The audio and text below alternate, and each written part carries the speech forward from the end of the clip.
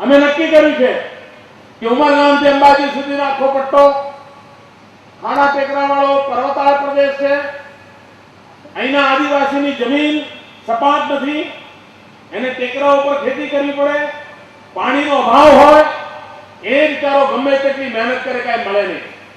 એટલે નાના નાના પગથિયા બનાવે ટેકરા ઉપર અને પગથિયા ઉપર ખેતી કરતો હોય અને એમાંથી જે નીકળે કરાવતો હોય છે. આ રાજ્યની અંદર પહેલી વાર એક એવો પ્રયોગ આપણે આરંભ્યો છે કે જેનો સીધો લાભ આ ટેકરાળ જમીનમાં ખેતી કરતા મારા આદિવાસી ભાઈઓને મળવાનો છે. આપણે નક્કી કર્યું છે ટેરેસ તલાવડી બનાવવાની. ટેરેસ તલાવડી, આ જે ટેકરાળ જમીન હોય અને ખેતી માટે જે પક્ષીઓ બનાવી છે એના અંદર નાની નાની નાની નાની તલાવડીઓ બનાવવાની. એક એક ટેકરા પર 200 200 500 તલાવડીઓ બનાવવાની. એક લખવાનું ટેબલ અંદર જાય એવડી હોય તો ચાલે. એ તલાવડી એવી નથી અંદર સ્વિમિંગ કરવા માટે ઉતરીએ, બે સરથી અંદર ડૂબે તો ચાલે. આવી નાની નાની તલાવડીઓ હજારોની સંખ્યામાં, અને એક વરસાદ પડે તો ઉપરથી આ બધી તલાવડીઓ ભરતી ભરતી ભરતી પાણી ભરાય.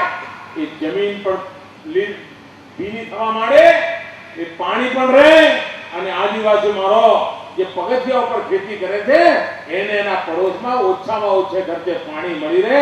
ભાઈઓ બહેનો, આ રાજ્યમાં લાખોની સંખ્યામાં ટેરેસ તલાવડી બનાવીને નાના નાના નાના પર્વતો ઉપર, અને આની મેં શું શરૂઆત ચોટીલાથી કરી. ચોટીલાનો જે પર્વત છે એના ઉપર કામ ચાલુ કર્યું. 10,000 તલાવડી બનાવી દીધી. અને જૂન મહિનામાં જયારે પહેલો વરસાદ આવશે ત્યારે આવી નાના નાના પર્વતો ઉમરગામથી અંબાજી સુધી આખા પર્વતાળ પ્રદેશ છે, નાના નાના નાના ડુંગરો છે, એના ઉપર આ પ્રકારની તલાવડી બનશે. ગરીબ લોકોને કામ મળશે. હાથેથી ખોદીને બનાવવાની છે, કારણ કે મશીનો જવાના નથી. અને એક પાણીનો સંગ્રહ સમગ્ર આ વિસ્તારની અંદર ક્રાંતિ લાવવાનો છે. અને વન વિભાગ, ફોરેસ્ટ વિભાગ, ગ્રામ વિકાસ આ બધા મળીને આ કામ કરવાના છે. ગરીબ આદિવાસીના જીવનમાં બદલ આવવાનો છે. આપણે ત્યાં આદિવાસી વીઘો 2 વીઘો જમીન હોય, ગમે તેટલી મહેનત કરે, માળ 10,000 12,000 રૂપિયા 12 મહિને કમાય. એમાં પણ મારો આદિવાસી ભાઈ સાંજે અમલમાં હોય,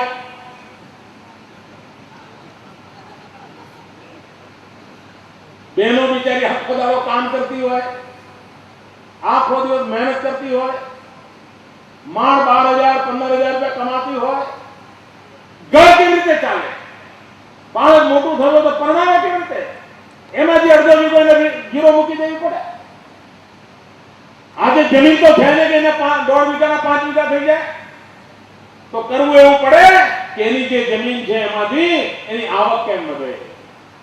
અને તેથી આ રાજ્ય સરકારે ગરીબ આદિવાસીઓ માટે વાડી યોજનાનો અમલ કર્યો. અને આજે અહીંયા મને એક બેન આવી છે, મને કેવું કાજુનું કામ કરે, અમારી મંડળી કાજુ ફોડવાનું કામ કરે છે. મેં કેટલું કામ મળે છે? મને કે સાહેબ અમે પહોંચી ન વળીએ એટલું બધું કામ હોય. ભાઈઓ બહેનો, જે 10,000 12,000 રૂપિયા કમાતો હોય આદિવાસી, આજે 1.5 લાખ 2 લાખ રૂપિયા કમાતો થયો છે. એના ઘરમાં જૂના દેવા પૂરા થવા માંડ્યા. ભાઈઓ બહેનો, સામાન્ય માનવીના જીવનને બદલવા માટેની એક અમે મથામણ આપી છે. એક જમાનો હતો, જંગલોમાં રહેતો મારો આદિવાસી ભાઈ બહેન, એને સાપ કરડે તો નક્કી જ હોય હવે મરવાનું છે. એ ડોક્ટર પાસે પહોંચે ત્યાં સુધીમાં તો એનું પ્રાણ પંખેરું ઉડી જાય. શું આ સાપ કરડે 21મી સદીમાં મારો આદિવાસી ભાઈ મારી બેન સાપ કરડે મરી જાય? કોણ બચાવે એને? ભાઈઓ બહેનો, બીજા કોઈને સૂજે ન સૂજે, મારી 108 તરફ દોડીને આવે છે. અને મારા આદિવાસીઓ ત્યાં 108માં તરત વ્યવસ્થા કરાવી કે સાપ કરડવા માટેની દવાઓ છે, 108માં હાજર રાખો. અને આજે સાપ કરડવાની દવા 108માં હાજર હોય છે.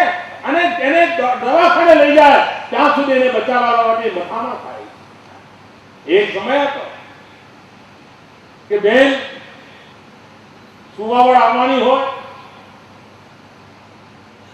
ગરીબ હોય એટલે છેલ્લા દિવસ સુધી બિચારી મજૂરી ચાલુ હોય અને અચાનક પીડા ઉપડે, પ્રસવ પીડા ઉપડે, સુવાવડ માટેનું દર્દ શરૂ થાય,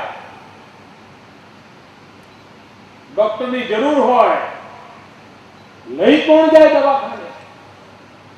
ખાટલામાં ઉચકીને લઈ જાય તો પણ બીજા ગામ જતા જતા ડોક્ટર પાસે પહોંચતા પહોંચતા અડધો કલાક જતો રહે, ત્યાં સુધીમાં તો પ્રાણ પંખેર ઉડી જાય. આજે મારા ગુજરાતના આદિવાસી ભાઈઓ બહેનોને ખબર છે, 108 લગાવો, તરત જ મોદીની 108 આવી જશે અને મારી પ્રસૂતાવાળી બહેનને દવાખાને લઈ જશે. ગયા વખતે 9000 જેટલી મારી આદિવાસી બહેનોની પ્રસૂતિ 108 માં થઈ ગઈ. ગાડીમાં લઈ જતો થઈ ગઈ અને બાળક પણ બચી ગયું, માં પણ બચી ગઈ. કેટલી બધી માતાઓ સુવાવડમાં મૃત્યુ પામતી. આપણે ચિરંજીવી યોજના લાવ્યા, પ્રત્યેક આદિવાસી માતાને એનો લાભ આપ્યો કે આપના પરિવારની દીકરી એની સુવાવડ હોય તો એનો ખર્ચો ગાંધીનગરથી તમને મળી રહેશે, પણ તમે ઘેર ઉઠવાયદા ન કરો, ડોક્ટર પાસે જાઓ, એની જિંદગીની ચિંતા કરો. અને મારે આનંદ સાથે એવું છે કે ચિરંજીવી યોજનાનો સૌથી વધારે લાભ મારી આદિવાસી માતાઓ બહેનો લીધો. એ સારામાં સારા ડોક્ટરને ત્યાં સારવાર કરાવતી થઈ છે અને એના કારણે મને યાદ છે દાહોદ જિલ્લામાં માંડ 40-42% બહેનો ડોક્ટરને ત્યાં સુવાવડ કરાવતી હતી. માંડ 40-42%. બાકી બધી મોહલ્લામાં જે પેલા માજી હોય એ આમ જે કરી જાય તે કરી જાય. એમાં બાળક જીવતું રહે, મરી જાય, માં જીવતી રહે, મરી જાય. આ ચિરંજીવી યોજનાને કારણે એકલા દાહોદ જિલ્લામાં મારી આદિવાસી માતાઓ 98% જેટલી માતાઓ ગયા વર્ષે ડોક્ટરને ત્યાં એમને ડિલિવરી કરાવી. આ માતાઓ બચી ગઈ, બહેનો બચી ગઈ. ભાઈઓ બહેનો મારે પાયાના કામ કર્યા.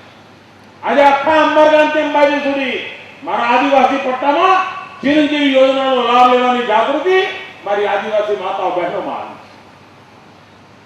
આદિવાસી બાળકો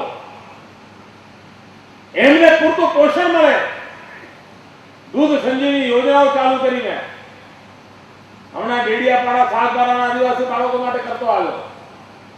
ગયે વર્ષે મેં શરૂઆત કરી હતી અમીરગઢ દાંતાના આદિવાસી બાળકો માટે. રોજનું 200 ગ્રામ દૂધ આ બાળકો પીતા થાય અને એમના જીવનમાં ચેતના આવે એના માટેની મથામણ.